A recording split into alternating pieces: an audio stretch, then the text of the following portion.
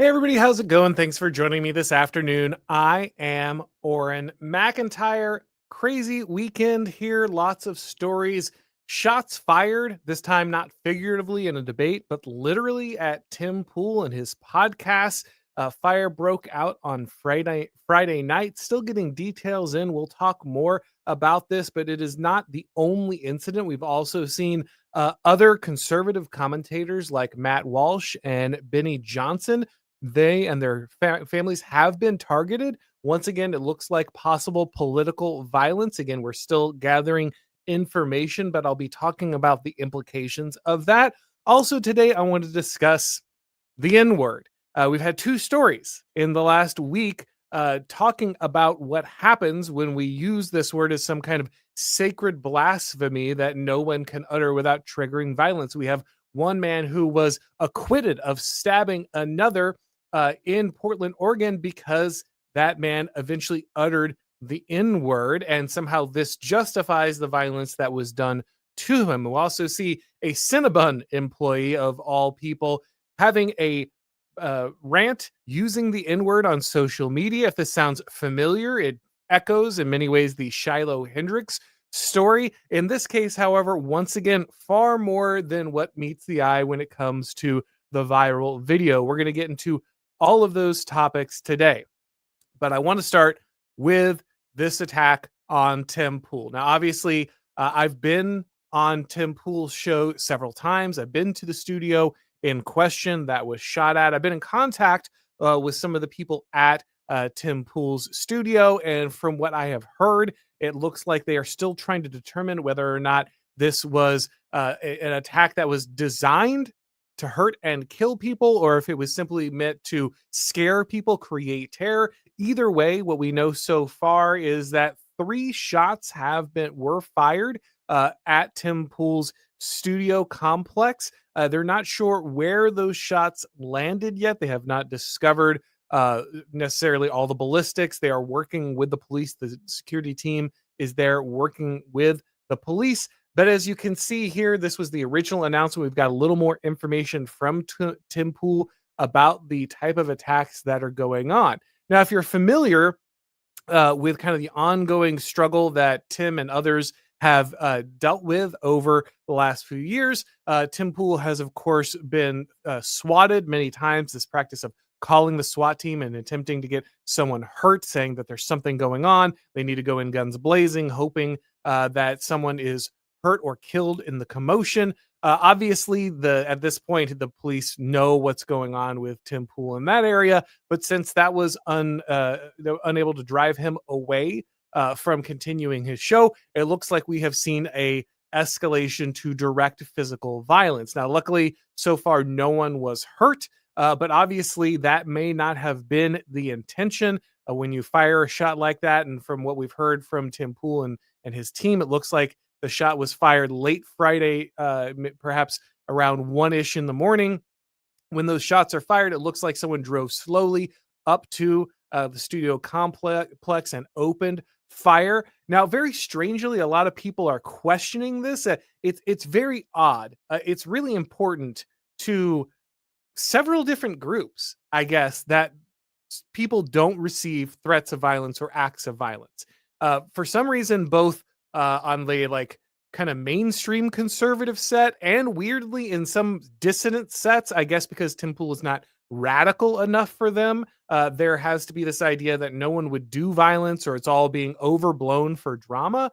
This is kind of ridiculous. I even saw certain people saying that Tim Pool didn't even have a security gate and armed security as he was claiming. I know that's false from direct experience. I've, of course, been to the studio several times. I've seen the security gate. I am aware of the lengths to which Tim and his crew have gone out of their way to kind of put themselves in the middle of nowhere, make themselves a difficult target, and yet they still get a high degree of harassment. People have shown up to his previous studio and harassed the people who now use it as a residence.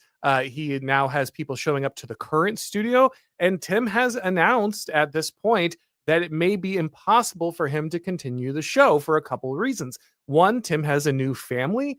that he has to think about. It's not just him anymore. He has to think about the physical threat to safety that is provided by something like this constant, these constant threats, this constant attempts to SWAT, and then now gunfire.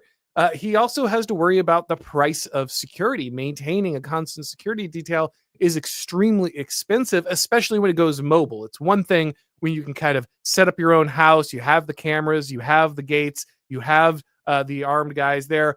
But when you're on the road, when you're traveling, when you're trying to do events, it's incredibly difficult to secure those places. Tim is constantly receiving death threats and other threats of violence. That's not a joke. It's not fake. People aren't just characters that you see on the internet. They're real people with real lives and families.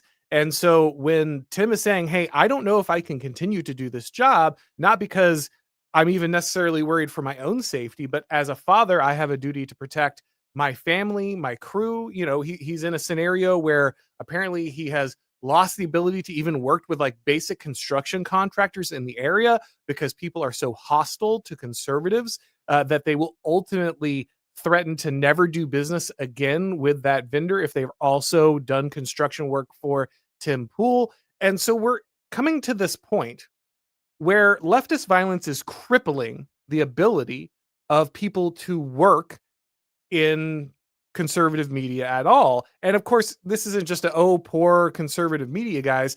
Remember, the left is threatening Supreme Court justices. They are threatening the president of the United States. They have murdered Charlie Kirk. This is an ongoing thing, right? And I'm really tired of having to make this case. It feels like I'm taking crazy pills because just a few weeks ago, Tim and I were speaking with Joel Berry. I was there to debate Joel Berry. It kind of ended up being more Tim debating Joel Berry because of how angry Tim was, but I think justifiably so, because Tim is living in this world, the world where he is constantly receiving death threats from the left, where there's constantly this air of violence against him, his family, his crew, and others that makes it impossible for him to do his job because of what's going on. And both I and Tim were talking to Joel and saying, you have to understand where you're at. Politics has fundamentally changed. You are no longer in this, Mr. Smith goes to Washington and makes an argument against the big bad guys who want to, I don't know, shut down the mill or introduce some kind of socialist program. We're talking about straight up open violence. We're talking about the left being radical, being willing to shoot and kill people, political assassinations. And Joe said, no, we haven't gotten there yet. We can work it out. Dennis Prager and Schoolhouse Rock told me that with enough debate, we can solve anything. And so therefore, we don't need to focus on defeating the left. We can run around calling each other Nazis and fascists, and we can try to cancel everyone in the conservative movement. That's where we should be spending our time, not fighting the left. It's more important to cancel and focus on getting rid of other conservatives. And Tim, and his justification, as Tim and I pointed out many times, was look, man, in World War II, you had to ally with whoever to win. You have to win. Things are existential. And so you have to focus on that. You can't focus on chasing down every little heretical thing you think someone said. And Joel just said, well, that's just not where we're at. That's just not where we're at. And Tim and I were like, that's exactly where we're at. That is exactly where we're at. And yet here we are just a few weeks later after Joel denies this scenario, and we're getting, just stray drive-by fire going at Tim Pool's house.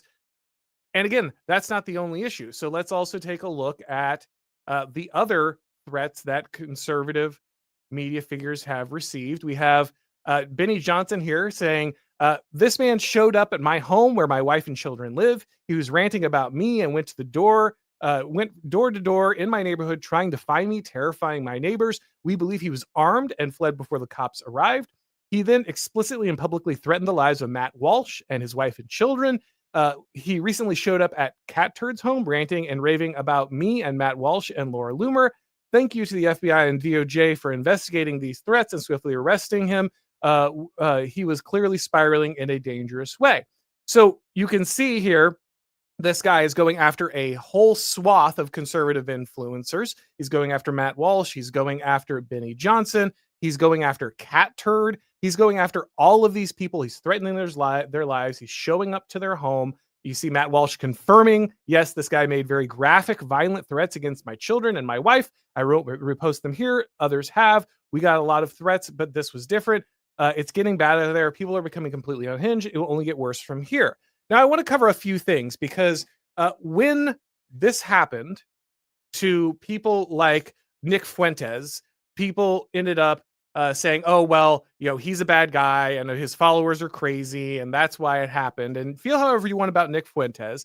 But that felt like the Alex Jones canary in the coal mine moment, right? You had a lot of people who said, well, Alex Jones is just beyond the pale. So anything that is done to censor him and shut him down, that's fine. That's okay. It's not part of a wider trend. It's just Alex Jones, right? It's just Alex Jones. Yeah, it doesn't matter if all big tech colluded simultaneously to push him off of all the platforms and debank him and all of these things. That doesn't matter. Ultimately, it's just going to be him and you'll be fine. A lot of people kind of had a similar thing going on with Fuentes. Now you have this scenario where this has moved into mainstream figures, right? You see mainstream commentators, someone looks at Benny Johnson, they look at Matt Walsh. A lot of people were shocked when someone killed Charlie Kirk. And they said, why would you kill Charlie Kirk? He's not that radical. He's very mainstream. And it's time for us to disabuse, it's time for us to disabuse everybody of this notion that it's going to be the extremists that they go after. Yeah, someone might go after Nick Fuentes, but at the end of the day, they're going to go after Charlie Kirks and they're going to go after the Matt Walshes and they're going to go after the Benny Johnsons. And you might say, well, I don't care. Cat Turd is too normie. These guys aren't radical enough for me. Who cares? They're probably just making it up for attention. No, they're not. And you know why? Couple of reasons. First, the left knows who these people are and they don't know who most of your radical favorites are. Okay, the truth is that most people are only going to go to the surface level on this stuff. They're not looking for Richard Spencer or Nick Fuentes or whoever. They're looking for the guy they see on TV that makes them angry. And for a lot of them, it's Charlie Kirk. There's another reason, though. Charlie Kirk was also effective. He's more effective than many people more radical. He was more effective than me. Charlie Kirk is effective because he reaches out and he can communicate with large crowds. Now, guys might change over time. I think Charlie Kirk was being impacted. I think, much to his credit, he was a guy who was growing and learning, and some of that did come from pressure from his right. But he's an honest enough guy to look at those positions and adopt those positions if he felt the argument was ultimately correct. I think you can see the same behavior in guys like Matt Walsh or Tim Pool. Tim will still tell you to this day that he's like just this kind of independent guy. He's not really conservative, that kind of thing. But let's be honest, at this point, Tim Pool is to the right of most mainstream Republican candidates. Like Tim Pool has more radically right-wing views, and he's not radical at all. But he has more right-wing views than say any given Republican congressman, right? Like Tim is definitely on the right, whether he would kind of admit that or not. But the point is that these guys are shifting our direction. Guys like Charlie, guys like Tim, guys like Matt. And I'm not saying this is not me saying I'm so much smarter than or anything. I think these are just, to their credit, guys who were open to hearing good arguments and then heard arguments like that from guys like us and started to move those directions. And there's nothing wrong with that. That is actually a very good thing. That is a fantastic thing. That's what you want. You want these guys to listen to the arguments and carry them forward. If you're someone who's all about, well, my niche guy needs to be the one to get credit because he pushed everything. Look, I appreciate credit where credit's due. We should give it to guys like Pat Buchanan. We should give it to guys like Steve Saylor. We should give it to guys who have been often John Derbyshire, others who have been pushed out.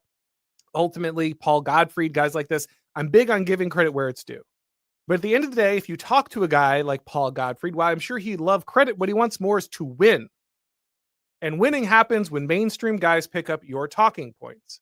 So guys like Benny and guys like Tim and guys like Matt and guys like Charlie have been picking up those arguments. Some of them they were making early on. Matt will also often say that he held these positions for a long time, but it's obvious, I think, that his rhetoric has kind of escalated a bit on these issues. Maybe we could say it that way. But the point is, ultimately, these guys are mainstream, which makes them effective. Okay. The reason that crazy leftists want to hurt these guys is because they are the most effective actors. Sorry, it's not your small little niche podcast. It's not the guys who are out there. Yes, they're important, but it's the mainstream guys that draw the leftist attention for violence for a reason, because they are ultimately there standing on the biggest platforms with the biggest microphones. So when left-wingers see these people, they don't draw a difference. They don't see a difference between Nick Fuentes and Charlie Kirk. They don't see a difference between Matt Walsh and someone else. They just see someone who says stuff they don't like, who they think is dangerous, because everything that's not left-wing, everything that's not gay race communism is incredibly dangerous, and therefore that person needs to be eliminated. This is how the left thinks. And to be fair, it's been very effective for them. Look how Charlie Kirk's murder worked out for the left. It worked out great. Charlie Kirk's murder could not have gone more perfectly for the left. Charlie Kirk's murder resulted in the loss of one of the biggest leaders on the right at a key moment. It tossed one of the most important organizations on the right, TPUSA, Turning Point USA, into complete chaos. It ignited a conservative civil war over all this stuff, where everyone turned inward, and importantly, half the discussion was about whether there were actually fascists and Nazis hiding all over the right, and maybe the left was correct, and maybe it is just full of fascists, and we need to hunt all of them down and cancel them and force them out of the conservative movement. That's what the left got out of shooting Charlie Kirk.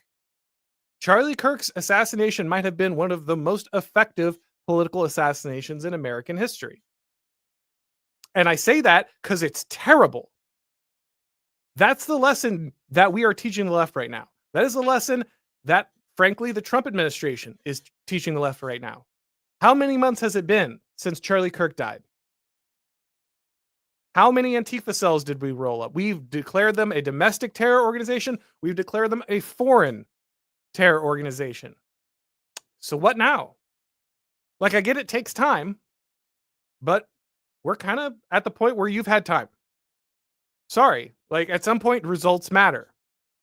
And the fact that no serious action was taken after the Trump assassination attempt, both of them, the fact that no real action was taken after Charlie Kirk's assassination, the fact that no real action was taken after Antifa started to raid ICE facilities, shoot at ICE agents, attempt to bomb ICE agents, the fact that the left has felt no real pain over any of these things is extremely concerning. And now, after having to do battle with so much of the establishment conservative set over whether or not we're allowed to actually do anything and focus on the left, or whether it's all got to be about who interviews who, and if there was a joke in a group chat that somebody doesn't like. After all of that, the left has just learned that shooting Charlie Kirk was really the best thing they could have done. And if you don't think that they're planning on more, all you have to do is look at what's happening now.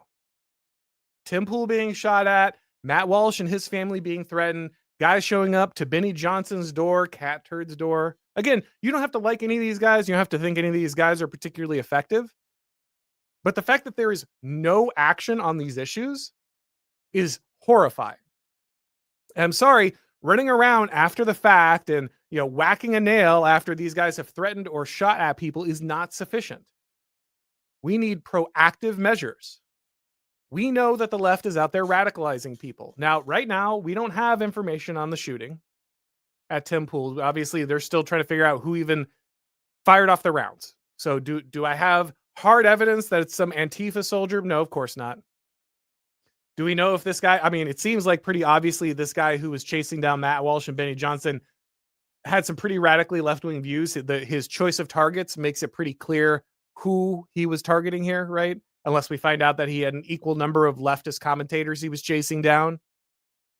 But this is just not something that the left has to deal with, because the right doesn't engage in this behavior. Because if they did, they'd be crushed immediately. You don't have to guess. Yet the left can organize. They continue to organize on places like Discord. No problem. No issue. No one's taking any heat on this. And this simply can't stand. Because like Tim said, he's now in a situation where it's a question if he can even continue his show. The logistics involved are almost impossible. He can go to certain formats. He pointed out that he could go to a format, more like my own, where he just does solo videos, that kind of thing. He doesn't have to fly people in, share his location, make it clear where he is, that kind of stuff. But that destroys the format of the show, right? So you're basically saying, okay, well, you can only do certain types of shows because otherwise you'll be shot or your family will be shot. This is not free speech. There is no free speech in America when conservatives are shot for speaking.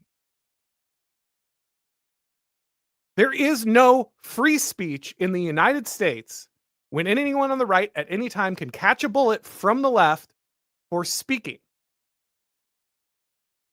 So I don't want to hear about how stopping Antifa could violate civil liberties. How about shooting men in the throat? How about shooting the president in the ear? How about going to someone's house and firing off rounds? How about showing up to their house and ranting at their children? What level of free speech can you practice in a society where this is unpunished behavior, where this costs the political side who's encouraging it, organizing it, and funding it nothing? After the death of Charlie Kirk, I said politics had fundamentally changed, that whether we liked it or not, we were across the Rubicon. The politics was existential, and that you had to treat it as such. And for this, I was called a radical. Reason Magazine wrote a hit piece on me. The Atlantic wrote a hit piece on me. I know there's another hit piece on the works on me right now. And I don't care. We have to stop the violent left. We have to. And people making up excuses. Oh, that's the Constitution doesn't allow me to what? Doesn't allow you to defend yourself from people who want to murder you and your children? I don't think the Constitution says that, but if it does, you should throw it in a trash can. If that's really what you believe about the Constitution, are you signing a suicide pact? When did you sign that suicide pact that said you and your children had to die so an Antifa member could plan your murder with free speech on Discord? Where does it say that in the Constitution? Did I miss that one? Because I'm getting a lot of that. I'm getting a lot of, we can't ever defeat the left. We can't take any meaningful action because we might be violating the rules. First, no. The Constitution does not prevent you from stopping your political opponents from murdering you or conspiring to murder you or announcing that you should be murdered. But if it did, you should throw it away. Now, I don't think you need to throw it away because I don't think it says that. But if you're dumb enough to let a piece of paper stop you from protecting your family from being murdered by political lunatics, then you're useless. You're useless. Get out of my coalition. Stop talking to me. Stop trying to gatekeep people. Start trying to shut people up. Stop trying to shut this thing down. The left has to be stopped. And believe me, this is only the tip of the iceberg. This is what the left is doing when it's not in power. This is what the left is doing when it's not in power. What does it do when it's in power? You think the left isn't going to come back into power and arrest every single Trump administration official it can? They've already said as much. We're arresting Pete Hegseth. He's going to jail forever for war crimes, or we'll kill him for war crimes. We're taking all these people. We're putting them into jail. We don't care. They've already started to do that. They have already said that they're going to do that, which is just obviously the case anyway. It's already clear that that's what they would do, but they're just announcing in case you had any concerns. The J6ers, the political pundits, the average person, they're throwing parents in jail for protesting abortion, FBI agents threatening them for going to school board meetings and protesting. All that's coming back, and it's coming back at 100%, 1,000%. Your borders will be open. The Trump administration will go to prison. Political violence will escalate and be justified by the left if they return to power. We have to start taking politics seriously. We need to take every advantage. RICO cases against Antifa. I want them in jail. Companies who allow violent political coordination on their platform shut down. Yes, I'm talking about Discord. Discord specifically censors and shuts down all right-wing chats, no matter how mild, but allows for the coordination of violence on their platform. They know what they're doing. They're fully aware. Why isn't there a penalty? Why isn't there a penalty? We don't have to live like this. There are solutions. There are constitutional solutions. Seize the bank accounts of any NGO involved in training, funding, or abetting any Antifa activity. Roll up any Antifa organizers. If you are operating under the Antifa banner, you are part of a domestic terror group. I don't need anything else. Get them. They've been declared an international terror group. We have all of these tools available to go after these people. Will it stop every random shooter? Will it stop every crazy stalker? No. But showing a significant and powerful deterrent for this type of political violence is critical. The left is not going to stop spinning these people up and sending them out to kill people until there's real action taken, until they feel an actual cost for what they are doing. And right now, they feel nothing. In fact, they just know it works. So I don't want to hear a single word about, oh, the Constitution doesn't let me. Yes, it does. Oh, I can't impinge on the free speech of these people. It's not free speech. They're trying to kill you.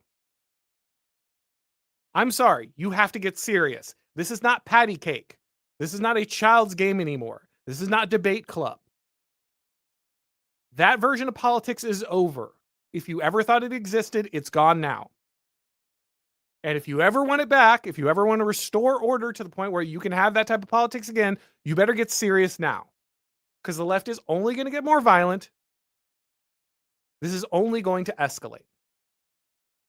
Now, that said, there was another controversy this weekend that I wanted to talk about. It is, of course, the N-word. So if you're not familiar, there's a little magical word. And if you say that word, black people can do violence to you. If you think that I'm exaggerating, let me tell you about this story. Portland jury clears black man of assault because white man he stabbed said the N-word. Now you might say, oh, maybe that guy said the N-word and then a black man stabbed him. Now, all by itself, that would be evil. Because it turns out you shouldn't just be able to stab somebody because they said the naughty no-no word. Because they committed the blasphemy. If this man can stab people for committing blasphemy, why can't Christians? What is it about black people and this word that allows them to stab people? But that's not even what happened. You can even see the community note that was put down here in Twitter. The headline neglects to mention the victim only used the racial slur after being stabbed. After being stabbed. He used it after being stabbed. So he didn't announce the word, and then the black man got angry, and then because he has the magic privilege of political violence, he got to stab this guy. He stabbed the man.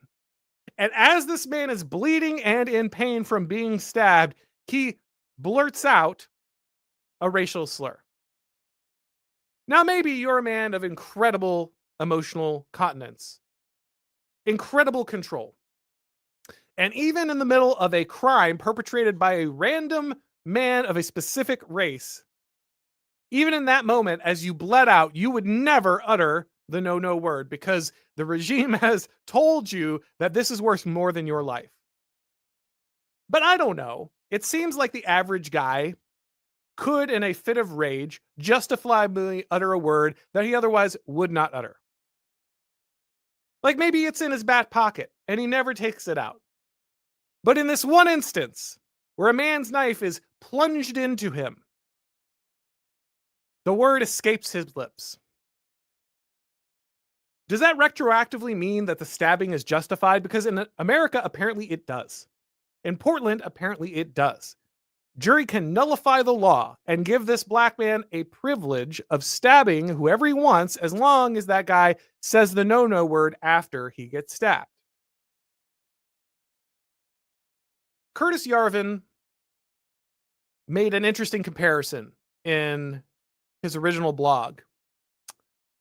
He said that one of the most interesting things the left ever did was invert aristocracy. And by that, he meant if you look at a set of people in a society and they get special privileges that nobody else gets, that nobody else can use, what do you call that class of people? A class of people set apart who gets special privileges and allowances that no one else gets. Well, you call that an aristocracy. So if a black guy can literally stab people whenever he feels like it and just say, well, they said the N-word, he has a special privilege. He's an aristocrat. He has access to political violence and you don't. If you say certain words, he's allowed to hurt you, but no matter what he says, you're not allowed to hurt him. That's an aristocracy. Now, of course, the narrative in America is that blacks have been the victims. They're the ones who have been the victims of racism and systemic, oppression and all these things. And so they're downtrodden. And so suggesting that they might be an aristocracy, that they might have special privileges was considered ridiculous. It's white privilege. What are you talking about? But of course, if we look at the actual application of the law, who has the special privileges? Who gets special access to bank loans, to federal loans, to scholarships? Black Americans or white Americans? Who gets special entry into colleges? Who gets special preferences when it comes to hiring? Who can stab somebody and not face consequences? Black Americans or white Americans? Who's the aristocracy here? Who has the special privileges? Now, you notice that I've just been saying the N-word like I'm a child, right? Like there's some kind of, Voldemort that we can't talk about. And the reason I'm doing that is simple. I'm professional. I'm on YouTube.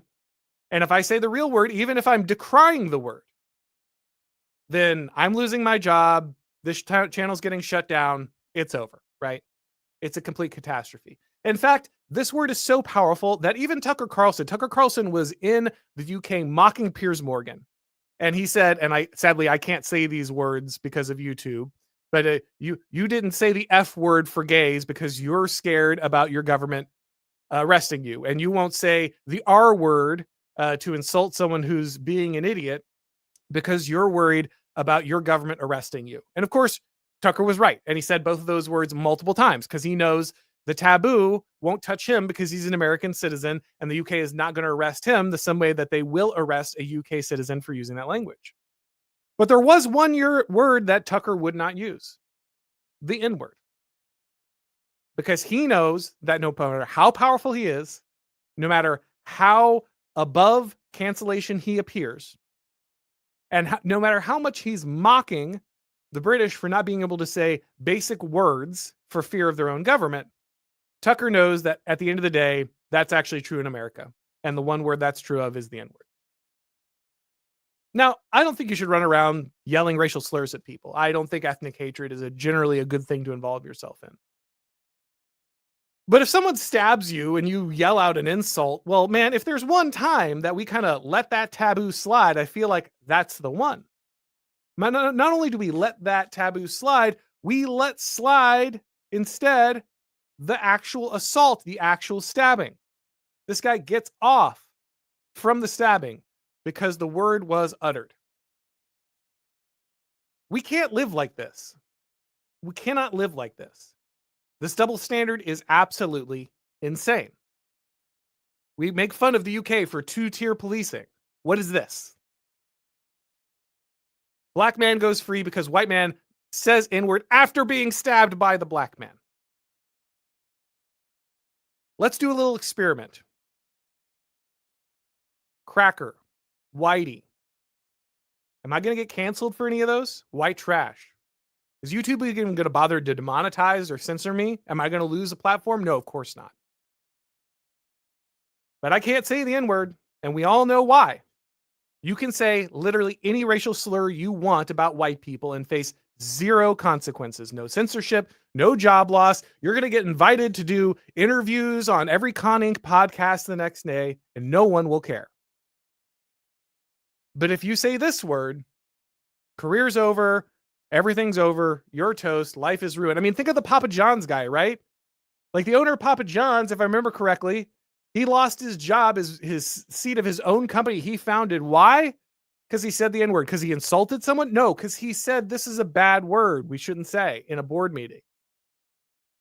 And this is not the first time. There are multiple situations where major college officials and executives have pointed out, hey, just don't say this word, but they actually said the word. And they lost their job. They lost their livelihood. Not because they insulted someone, not because they attacked anyone, but because the word is so sacred, so special, so untouchable, that even uttering the word against the word, saying, don't say this word, saying, this is negative, this is hateful, don't do this, that's enough.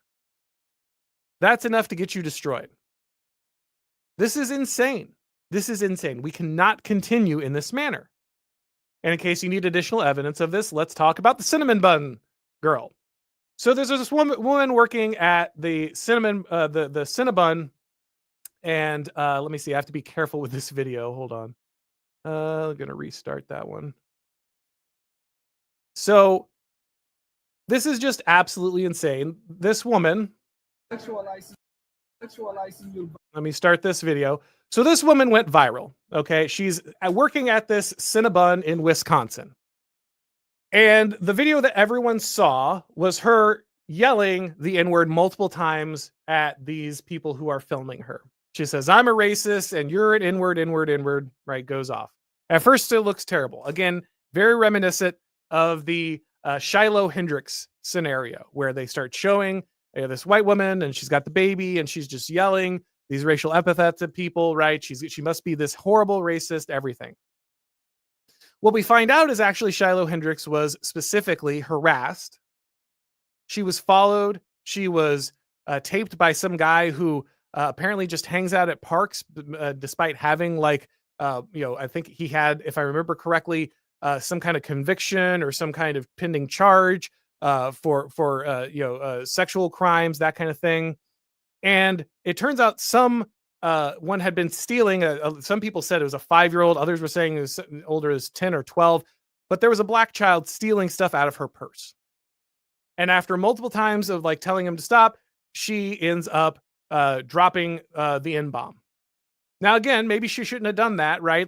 Maybe that's not how to respond in that scenario. But this woman there's a lot of context for what happened, right? She's being harassed. She's being filmed. Some guy who shouldn't be there is pressuring her with her child. She's being stolen from, and this guy is attacking her. And in that moment, she says some things maybe she wouldn't say normally, right? And instead, she is demonized. She's attacked. She ends up raising, I think, millions of dollars, right? And remember, this all came in the wake of Austin Metcalf, who had been stabbed at a track meet by a black student. That black student raised millions of dollars, even though he was clearly guilty, allegedly. Sorry, I guess I should say. Even though he was there's lots of evidence that he was allegedly involved in the murder of Austin Metcalf. And his response, of course, the black student's response is the same response that black criminals know they can fall back on all the time. He said the N-word. Now, what's the likelihood that Metcalf actually said the N-word and triggered that attack? Low. But it doesn't matter because he knows that's the magic response. If you just say a white person said that word, you can stab them. And we know that's true because we literally just saw Portland announce exactly that. Yes, of course you can stab a white guy if he says the wrong word. That's just a magic thing that certain aristocrats in America get to do. So when he raises all that money, the response to people watching what happened with Shiloh Hendricks, whether you think it was right or wrong, was this equal and opposite reaction of donating to her. Now we see a similar scenario taken out of context. It looks like, oh, this woman is just yelling, at these black people and what an evil racist she is. But here's the actual context. Here's what was actually going on. Sexualizing your body makes you a better person. So you hear these Somalians saying, do you think sexualizing your body makes you a better person? Now look at this person. Crystal here. Does she look like someone who is sexualizing her body? The fact that she's just not in a hijab is what they're talking about. She's not wearing their foreign Muslim garments because our cities and towns are being captured by foreign Muslims who want to impose their way of life on the United States. That's just happening. And in case you're wondering, here's perfect evidence. Hey, white woman, why aren't you dressed like a Muslim? Shouldn't you be covering yourself like a Muslim would? No, I'm in the United States. Why aren't you deported? Why are you here at all? She's not sexualized. She's sitting there in a Cinnabon uniform. This isn't Hooters. She's got an apron. She's got long sleeves on. There's nothing about this outfit that is overly sexualized, but they're harassing her and they start filming her. Why? Why do you think? Oh, you know why. Because they're there to ruin her life. That's what they're there to do. Because they know, even as Somali immigrants, remember, this is not some historic African American who's been here for generations and whose family suffered the indignities of slavery and Jim Crow and justifiably has some chip on their shoulders. That's all garbage anyway. But you don't even have that justification. These are Somali immigrants. These are Muslims. These are foreigners. To whatever extent that justification works, and I don't think it works at all, it certainly doesn't work for these people. They just got here. They don't belong here. They're foreign. They're harassing this American for not being Muslim like they are. And they're going to film her. So guess what? She reacts poorly, as one would expect. Are you recording? I'm gonna record you. Yes. Do you want me to throw water on you? So they're here. They're recording. They're angry. She's fighting back. Now, this is where she starts dropping the words, so I'm going to have to move on. But that to say, there's a lot of context in that video. Now, again, is that the perfect way to handle that situation? No, probably not. Is that how I would have handled it? No, probably not. But I'm also not some woman in Wisconsin making minimum wage at a Cinnabon, just trying to eke out a living, being harassed by foreigners who are demanding that I dress in a hijab. So you know what?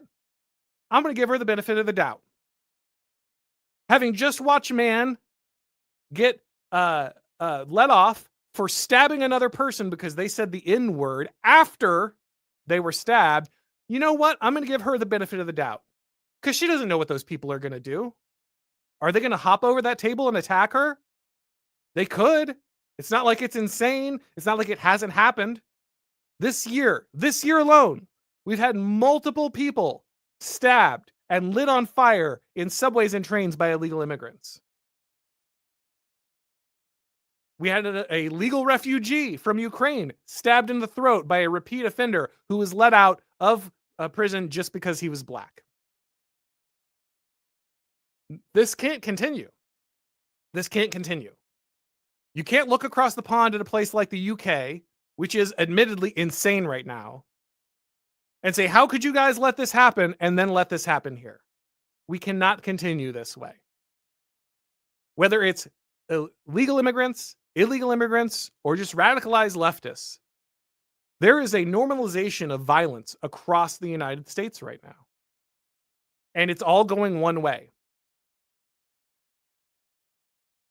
White conservatives are not the ones who are the domestic terror threat, no matter how many times the FBI lied about that. Sorry, they're not. If we look at what's going on, it's very clear. There is just open season on conservatives and, in many cases, white Americans in the United States because there are special political privileges gifted to certain races and certain political persuasions inside this country. And we cannot continue to fool ourselves. This has to change. It has to change. And so Crystal over at Cinnabon has also got a GoFundMe, and I believe it's at least or whatever the website is, and it's reached $100,000. Probably Give Sin Go. Now, I'm not encouraging one way or another, but I'm just saying I get why these people are able to raise funds, because people are tired of this.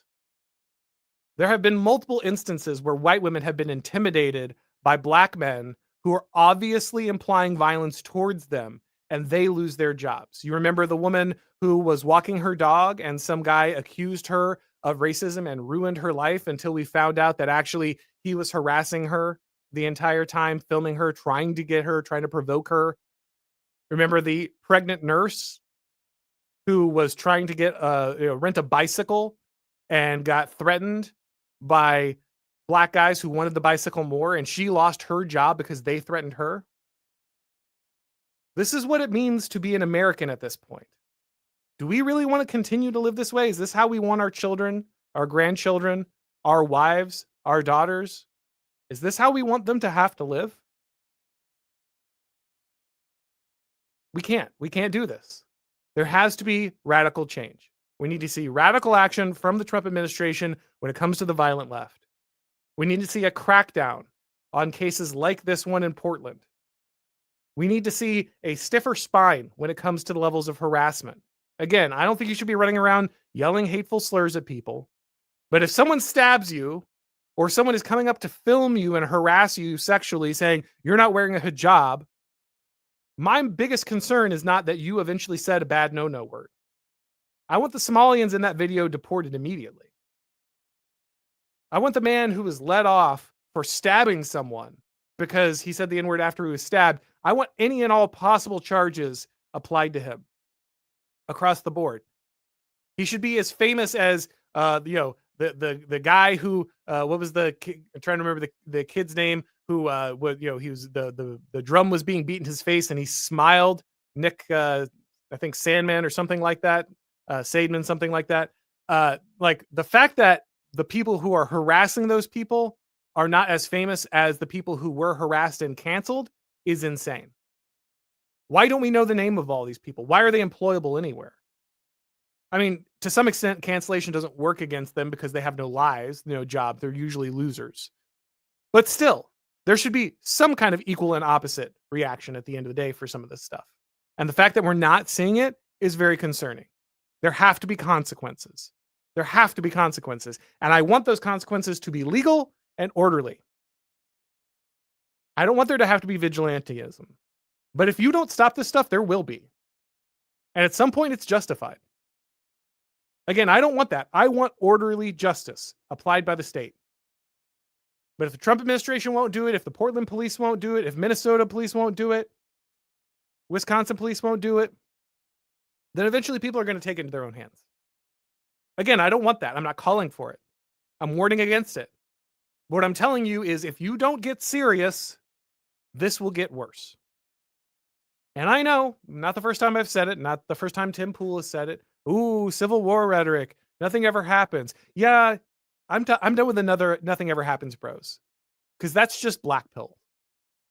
It's just complete nihilistic blackpilling. Things are happening. All you're saying is you'll do nothing.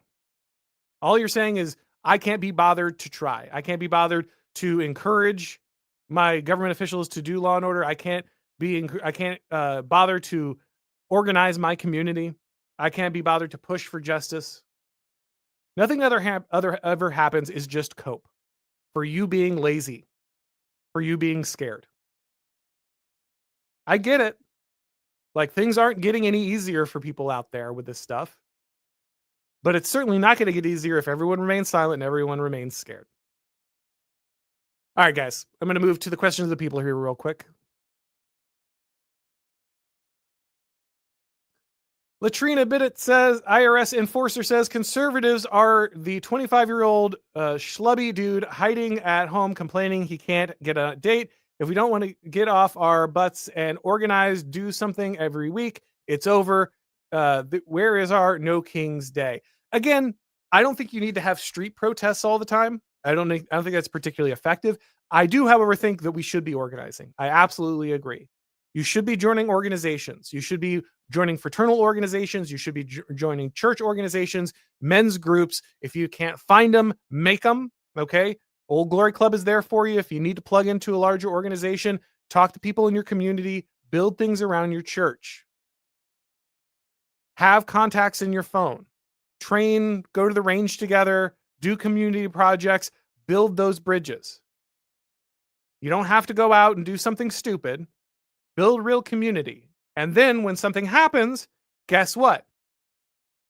You got a phone full of 25, 50, 100 guys who all know how to handle themselves, are all serious. They're all connected. They're all friends. You can solve a lot of problems that way. But you shouldn't be doing dumb stuff. You should be going out and organizing peacefully, building bonds, building connections, networking so that you're ready. Not for explicitly doing anything stupid. I want to be clear. Build fraternal organizations, build non-political organizations. But even if you build non-political organizations around your church or around working out, around training with firearms, around any of this stuff, trust me, if things get political, you'll know who to call. But it's safer to do these kind of organizations. I don't want you out there doing big mass protests. I think that those are targets for leftist infiltration and subversion. I know people feel differently about that. That's okay. I'm not here to lecture everybody, but if you're asking me my advice, that's my advice.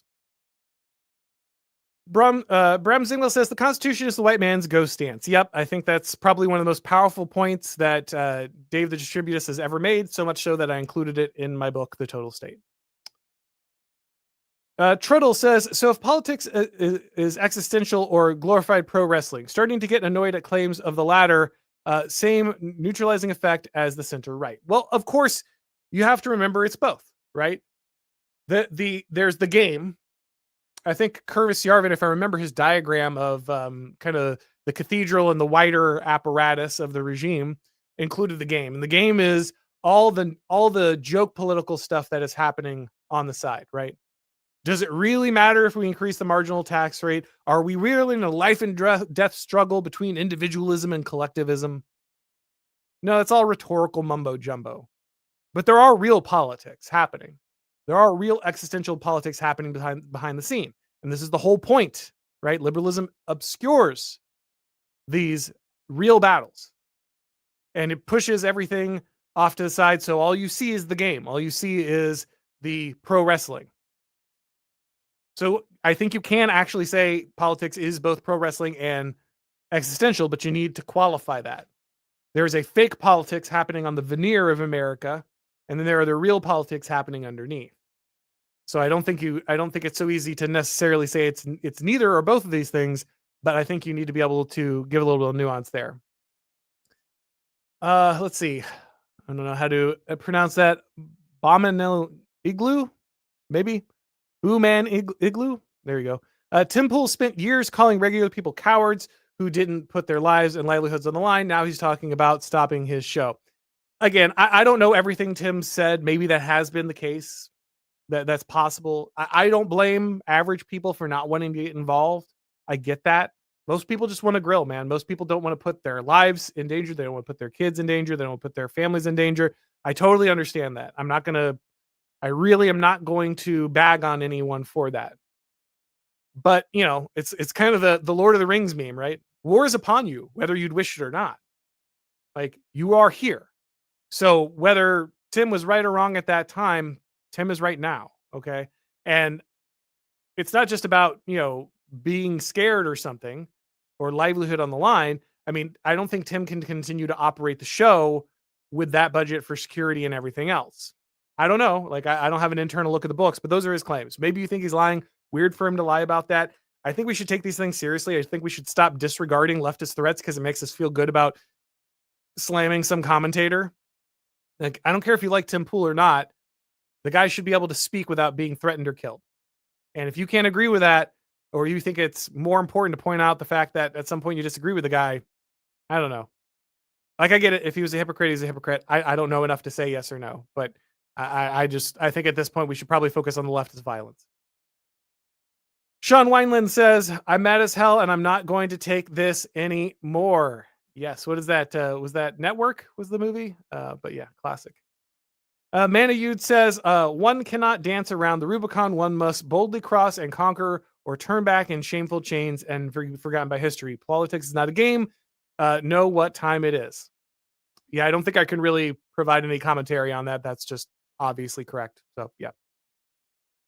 Jack Zindel says, an idea everyone on the left believes that the right is more violent and will cite several bogus recent studies, one of which was put out by Cato. Could you have someone on to debunk them? Yes, actually, I can. I believe Aidan Paladin did something about that.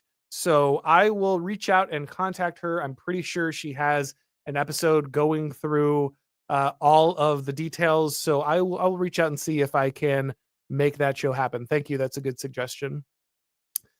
Nomad PEX says conservatives terrorize my family. I don't know what that means. There are no details there. I'm doubtful, but if that's the case, then they shouldn't do that. The more likely scenario that I have seen has been leftists harassing, terrorizing, and literally shooting and killing conservatives. So until you can show me a pile of evidence to the contrary, I'm going to go with the other one. All right, guys, we're going to go ahead and wrap this up. I want to thank everybody for stopping by and watching the show.